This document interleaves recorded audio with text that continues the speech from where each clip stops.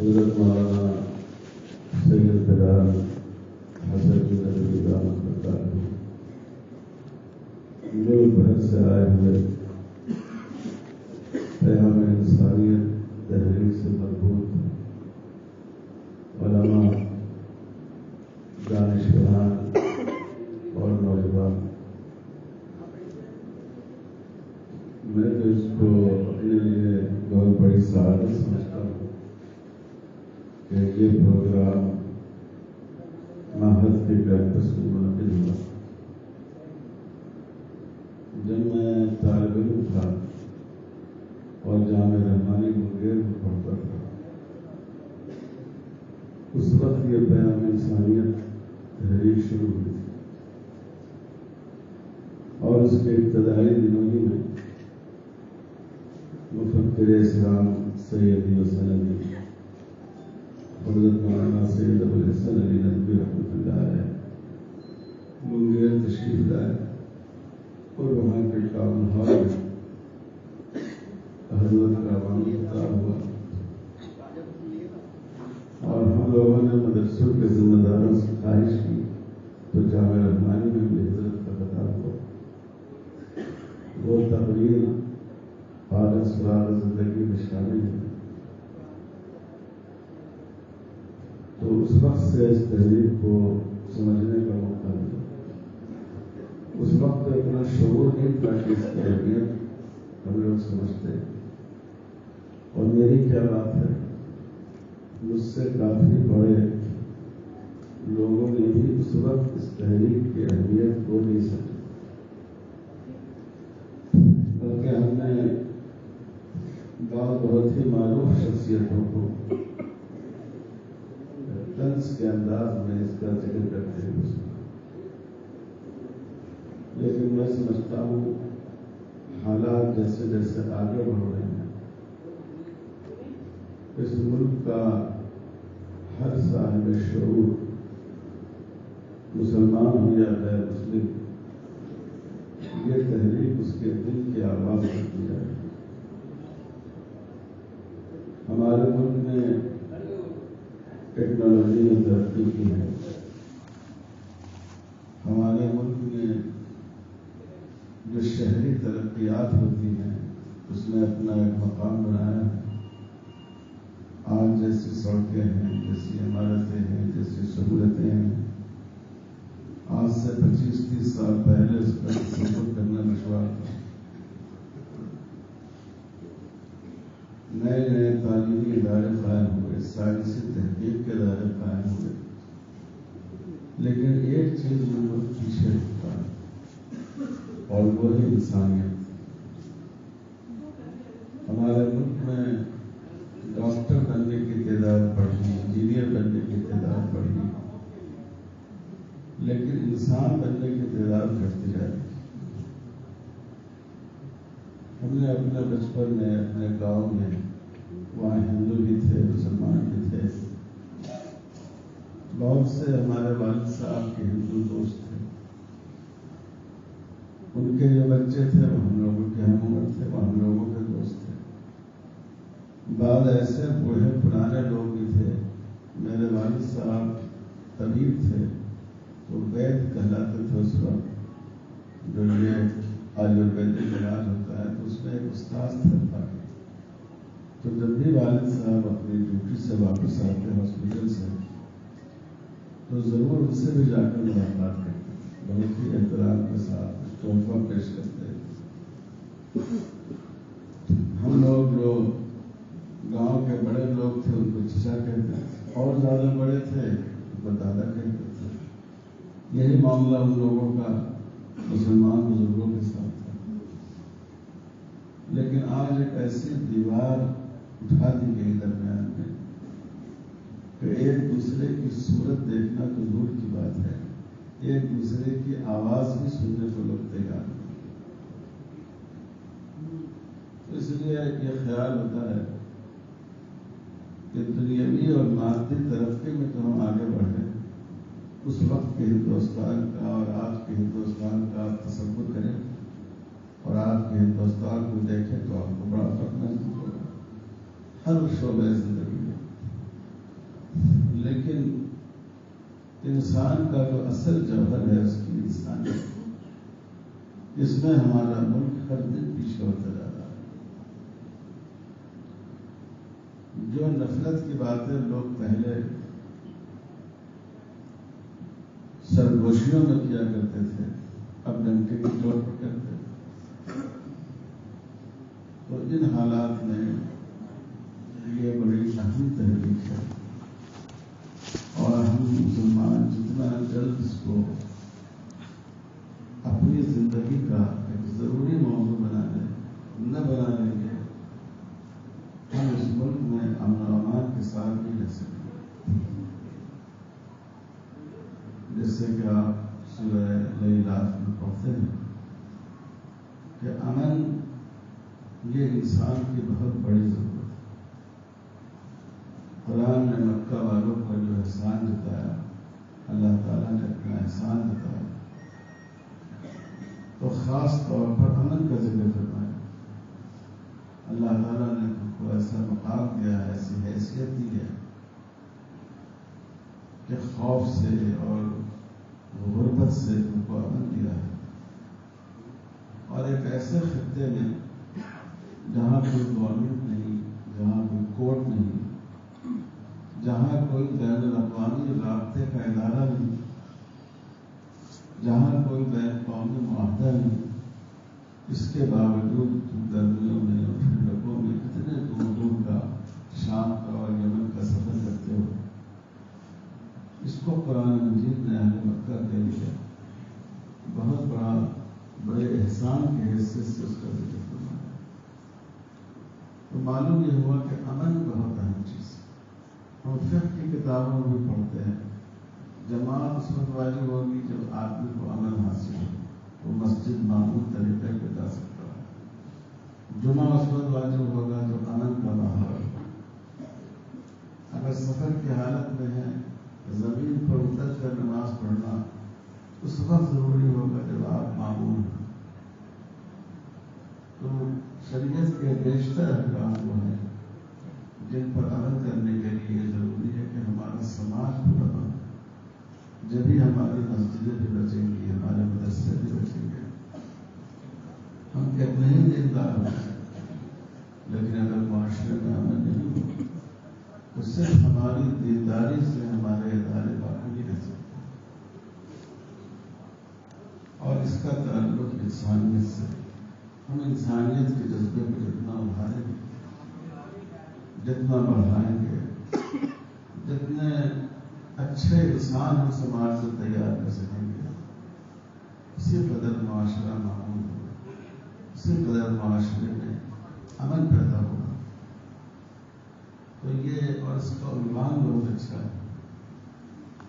یہ ایسا عنوان ہے جس سے کسی مسلمان کو نہیں، کسی انسان کو بھی اختلاف نہیں ہو سکتا۔ اس میں کوئی بات حیرت کی نہیں کی گئی ہے۔ ایک ایسے معاشرے میں جس میں مختلف مذہب کے ماننے والے لوگ ہیں، ان کے لیے اللہ تعالیٰ نے جو طریقہ بتایا، تعالیٰ الی کلمۃ سواء بیننا و بینکم، اس سماج میں کیا چیز کلمہ سوا ہے؟ ایسی چیز ہے جو سبوں کے درمیان مشترک ہے، ایسی بات ہے جو سبوں کے لیے قابل قبول ہے، ایسی چیز ہے جو سبوں کی ضرورت اور سبوں کی حاجت ہے۔ یہاں سے ہم کو آغاز کرنا چاہیے اور لوگوں کو اس کلمہ سوا کی طرف دعوت دینا چاہیے، اور وہ ہمارے ملک میں یہ پیام انسانیت سے ہو سکتا ہے۔ اس سے کسی کو اختلاف نہیں ہو سکتا، مذہب کا ماننے والا ہو یا ملحد ہو، وہ بھی اس بات کو مانتا ہے کہ انسانیت سب سے اہم چیز ہے سماج میں بہتر اور خوشگوار زندگی گزارنے کے لیے۔ تو یہ بڑی اہم تحریک ہے اور اس کو اور زیادہ پھیلانے کی ضرورت ہے۔ میں تو سمجھتا ہوں کہ ہر مسجد کو، ہر مدرسے کو آج کے حالات میں اس تحریک کا ایک چھوٹا موٹا مرکز بنانا چاہیے اور اس کو آگے بڑھانا چاہیے، سماج میں جو لوگ ہیں وہ یہ سمجھیں، وہ اس بات کو محسوس کریں کہ مسلمان صرف اپنے لیے نہیں جیتا ہے، انسانیت کے لیے جیتا ہے۔ یہ بڑی بدقسمتی کی بات ہے کہ ایک عام تاثر ہمارے ملک میں سماج میں جو پیدا ہو گیا کہ مسلمان صرف اپنے لیے سوچتا ہے، بھلے ہی مظلوم ہو لیکن وہ سوچتا صرف اپنے لیے، دوسروں کے لیے نہیں سوچتا۔ یہ بہت بڑی کمی ہے۔ جب اللہ تعالیٰ نے ہمارے رسول صلی اللہ علیہ وسلم کو رحمت للعالمین بنایا، تمام عالم کے لیے رحمت بنایا، تو اس کا مطلب یہ ہے کہ ہمارے اندر تمام عالم کی سوچ ہونی چاہیے، پوری انسانیت کی سوچ ہونی چاہیے۔ اور جب کبھی ہم اس راستے پر جاتے ہیں اس کا فائدہ بھی ہوتا ہے۔ ابھی کورونا کے موقع سے ماشاء اللہ مسلمانوں نے ہر علاقے میں اپنی اپنی حیثیت اور صلاحیت کے مطابق خدمت خلق کا کام کیا، اس کا بہت ہی گہرا تاثر۔ اسی طرح سیلاب آیا، ہمارے یہاں حیدرآباد میں بھی سیلاب آیا، کچھ احباب نے خاص طور پر ان محلوں میں کام کیا جو ہمارے برادران میں اتر محلہ، کیونکہ وہ تو پہلے دیکھ کے گھبرا گئے، کیونکہ نیچے زمین میں پانی تھا اور یہ سب داڑھی ٹوپی امامے والے تھے، بہت سے لوگ اس میں، تو ان کو خوف سا ہوا، عورتیں گھر کے اندر بھاگ گئی۔ لیکن جب لوگوں نے جا کر آواز دی ہم آپ کی مدد کے لیے آئے، آپ کو کیا چاہیے بتائیے، ہم پانی کے لیے لوگ پریشان تھے، پینے کے پانی کے لیے، دیکھیے ہم آپ کے لیے پانی لے کر آئے ہیں، فلاں ضرورت کی چیزیں لے کر آئے ہیں، کھانے پینے کی چیزیں، دوائیں۔ تو پھر لوگ واپس آئے اور بہت اچھے بلند تاثرات کا اظہار کرتے ہیں کہ ہماری سوچ بدل گئی، ہماری رائے بدل گئی۔ تو یہ ایک ایسی چیز ہے کہ انسان کے دل میں گھسنے کے لیے اس کے سوا کوئی اور راستہ نہیں، اور اس کو ہم یوں بھی سمجھ سکتے ہیں کہ حضور صلی اللہ علیہ وسلم کو علوم نبوت کے دینے سے پہلے اخلاق نبوت دیے گئے۔ جب آپ نبی بنائے گئے، آپ تشریف لائے، ہم سب کی ماں حضرت خدیجہ رضی اللہ تعالیٰ عنہا سے آپ نے اپنی گھبراہٹ بیان کی، نفسی، کوئی وحی کا تحمل کرنا کوئی آسان بات تو ہے نہیں، آدمی کوئی معمولی سے تیز آواز میں گھبرا جاتا ہے، اور اللہ کے کلام کا تحمل حضور پر گھبراہٹ کی کیفیت تھی۔ اس وقت حضرت خدیجہ رضی اللہ تعالیٰ عنہا نے جو حضور صلی اللہ علیہ وسلم کی تعریف کی، آپ سب جانتے ہیں مگر اس میں بعض غیر علماء بھی ہیں، تو ان کے لیے کہ جتنی صفات کا حضرت خدیجہ رضی اللہ تعالیٰ عنہ نے ذکر کیا وہ سب انسانیت کے سبب ہے۔ آپ لوگوں کی مصیبتوں میں کام آتے ہیں، آپ جو ٹھکرائے ہوئے لوگ ہوتے ہیں ان کو آپ پناہ دیتے ہیں۔ انک تکسب المعدوم، بعض شاعرین حدیث نے اس کی یہ تشریح کی کہ معدوم تو نادار آدمی اس کے پاس کچھ نہ ہو، اور تکسبو آپ کماتے ہیں نادار لوگوں کو، اس کے معنی یہ ہے کہ آدمی کو اپنی کمائی سے بڑی محبت ہوتی ہے۔ تو لوگ تو ایسے ٹھکرائے ہوئے لوگوں کو اپنے دروازے کی سیڑھی پر بھی نہیں چڑھنے دیتے، اور آپ ان کو اتنے پیار سے لاتے ہیں گویا یہی آپ کی کمائی ہو، آپ ان کی قدر کرتے ہیں۔ آپ معدوم کو لاتے ہیں اور ان کی قدردانی کے ساتھ لاتے ہیں۔ آپ مہمانوں کے مہمان نوازی کرتے ہیں۔ آج کے دور میں مہمان نوازی کی اس اہمیت کو نہیں سمجھا جا سکتا کہ اس دور میں نہ اس دور میں کوئی مارکیٹ تھی، نہ اس دور میں آدمی کے قیام کے لیے کوئی ہوٹل تھا، نہ اس دور میں کھانے کے لیے کوئی ریسٹورینٹ تھا۔ اگر کوئی کسی شخص کے پاس اپنا توشہ سفر نہ ہو اور کہیں وہ گیا ہو اور وہاں کے مقامی لوگ اس کا اپنا مہمان نہ بنائیں تو اس کے لیے سوائے فاقے کے اور کوئی راستہ نہیں تھا۔ کھانا تو دور کی بات ہے، پینے کا پانی نہیں ملتا تھا۔ اس وقت اس کی کتنی زیادہ اہمیت تھی۔ تو حضور صلی اللہ علیہ وسلم سے حضرت خدیجہ رضی اللہ تعالیٰ نے کہا کہ آپ مہمانوں کی مہمان نوازی کرتے ہیں، آپ ان کو ٹھہراتے ہیں، ان کو اپنے پاس لاتے ہیں. تو جتنی خوبیاں حضرت خدیجہ رضی اللہ تعالیٰ عنہ نے بیان کی، یہ صرف ایمان والی خوبیاں نہیں تھی، یہ انسانیت والی خوبیاں تھی. جب انسانیت کی یہ قدریں حضور صلی اللہ علیہ وسلم میں جاگزی ہو گئی، فطری طور پر آپ کے اندر اللہ نے رکھی تھی، تب آپ صلی اللہ علیہ وسلم کو کار نبوت سے دور کر. تو اس سے یہ بات معلوم ہوتی ہے کہ اچھی بات پہنچانے کے لیے بھی ضروری ہے کہ آدمی پہلے اچھا انسان بنے. اس لیے یہ بڑی اہم تحریک ہے. اور مجھے خوشی ہے یہاں محل کے جو تربیت یافتہ فضلہ ہیں، اس میں بھی کئی ہیں ایسے فضلہ، اور وہ یہاں سے جانے کے بعد چاہتے ہیں کہ برادران وطن میں کام کرے. تو میں ان سے یہ کہتا ہوں کہ قیام انسانیت کی تحریک سے اپنے آپ کو جو ان کے ساتھ مل کے کام. اور ماشاء اللہ یہاں کے میں سمجھتا ہوں 2-2.5 درجن فضلہ ایسے ضرور ہیں، بلکہ اس سے زیادہ ہیں، جو اپنی اپنی جگہ پر اس تحریک سے جڑے ہوئے ہیں، کیونکہ یہ بڑا اہم کام ہے اور اس وقت ہم لوگوں کے کرنے کا کام ہے.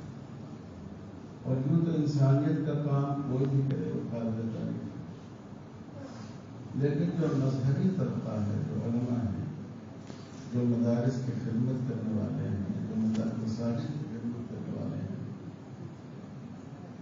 ان کے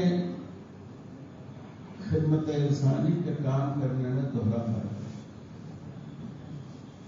ایک فائدہ تو ظاہر ہے کہ اس میں ان کے لیے اجر ہے. دوسرا فائدہ یہ ہے کہ جب آپ اپنی اسلامی پہچان کے ساتھ اس کام کو کرتے ہیں تو لوگ اس کام کو آپ کے مذہب سے جوڑتے ہیں کہ ان کے مذہب میں کوئی بھید بھاؤ نہیں ہے، ان کے یہاں اس کی تعلیم دی جاتی ہے. اور مجھے بھی حالانکہ اس کام سے براہ راست تعلق نہیں ہے زیادہ، لیکن کئی موقع پر ٹرین اور سفر کے درمیان جس محلے میں میں رہا، وہاں کے مسلم پڑوسیوں کے ساتھ تھوڑا سا حسن سلوک کی وجہ سے ان میں اتنی زیادہ قدر پیدا ہو جاتی ہے کہ حیرت ہوتی ہے. یہاں قریب میں ایک محلہ ہے جس کا پیٹ، وہاں میں رہتا تھا، اور ہمارے پڑوس میں اتفاق سے ایک طرف کے پڑوس میں زیادہ تر ہے مسلم، اور ہمارے یہاں اس وقت فون لگ گیا تھا. زمانے میں فون بڑی چیز سمجھ جاتا تھا. تو میں نے ان لوگوں کو کہہ دیا تھا کہ بھائی کسی کو وقت بے وقت ضرورت ہو، کوئی بیمار ہو، ہاسپٹل ہو، تو آپ ہمارے یہاں ساتھ رکھیں گے. تو وہاں جو فساد ہو گیا، پولیس نے ہر گھر کی خانہ تلاشی. اب ہمارے گھر اس وقت پہنچے اور مسجد کی نماز کا وقت تھا، میں مسجد جا رہا. جب میں وہاں سے واپس آیا تو پولیس والوں سے کہا کہ آپ دیکھ لیجیے، اور طبیعت میں الجھن بھی تھی، لائٹ بھی چلی گئی تھی. تو وہ کہنے لگے کہ آپ کے گھر کو دیکھنا نہیں ہے. میں تو آپ سے واقف نہیں تھا. یہ جو آپ کے پڑوسی ہیں یہ کہہ رہے ہیں کہ یہ تو دیوتا کا گھر ہے، کیا صرف بک کر ان کو دیکھنے کی ضرورت نہیں. حالانکہ کوئی ایسا ہم سلوک نہیں تھا ان کے ساتھ. تو اس سے اندازہ ہوتا ہے کہ اگر تھوڑا سا ہم لوگ مسلمانوں میں واقعی اس جہد کا شعور پیدا ہو جائے تو چند سالوں میں پورے ملک میں بہت بڑا انقلاب آ سکتا ہے. جو انقلاب سیاسی نعروں کے ذریعے نہیں آ سکتا، وہ انقلاب انشاءاللہ خاموش انسانی کوششوں اور انسانی خدمتوں کے ذریعے آ سکتے ہیں. آپ لوگوں کو میں مبارکباد پیش کرتا ہوں کہ آپ ایک ایسے کام مشغول ہیں جو اس وقت کا بہت اہم کام ہے. یہ جو بڑے بڑے ادارے آپ دیکھتے ہیں، جو بڑے جذبہ ہے، یا چھوٹے موٹے ادارے دیکھتے ہیں جیسے یہ ادارہ ہے، ان سب کا بقا اسی میں مستند ہے کہ یہ کوششیں تیز ہوں اور اس ملک میں امن اور بھائی چارے کا ماحول قائم ہے.